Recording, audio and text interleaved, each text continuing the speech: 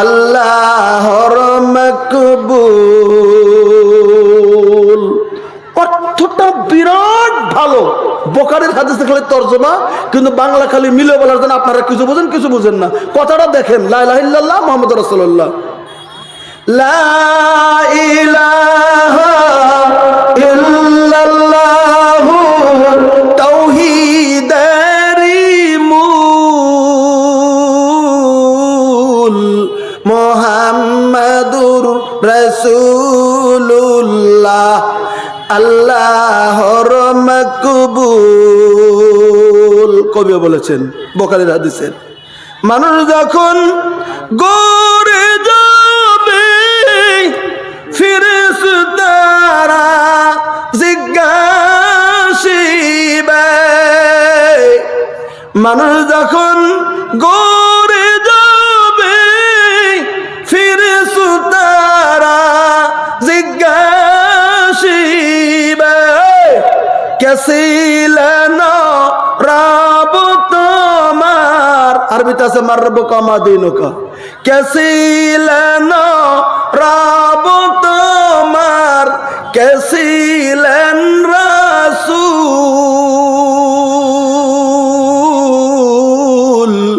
মুহাম্মাদুর রাসূলুল্লাহ আল্লাহর মাকবুল। লা ইলাহা ইল্লাল্লাহু তাওহীদেরি মূল, মুহাম্মাদুর রাসূলুল্লাহ আল্লাহর মাকবুল। লম্বা আছে, মাত্র দুটো পার বললাম, ভুল মাফ করবেন আমার। এটাই শেষ করে দিছি। তাহলে এবার শোনেন, কবরে গেলেন, এবার শোনেন, এবার মুমিন আর কাফিরের মধ্যে পার্থক্য। মুমিন যত কবরেতে আনন্দেতে বাস করিবে, একবার সুবহানাল্লাহ কোন, আর একটু জোরে কোন না। কবির ভাষাটা দেখেন, আল্লাহ নবীর কথাটা খালি উনি ভাষা দিয়ে বলেছেন।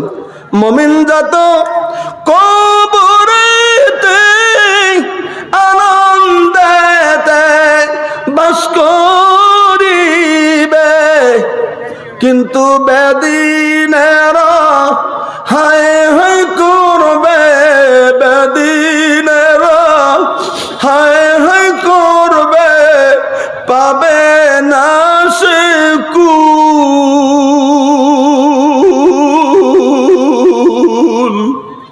মুহাম্মাদুর রাসূলুল্লাহ আল্লাহর মাকবুল। লা ইলাহা ইল্লাল্লাহু তাওহীদেরি মূল, মুহাম্মাদুর রাসূলুল্লাহ আল্লাহর মাকবুল।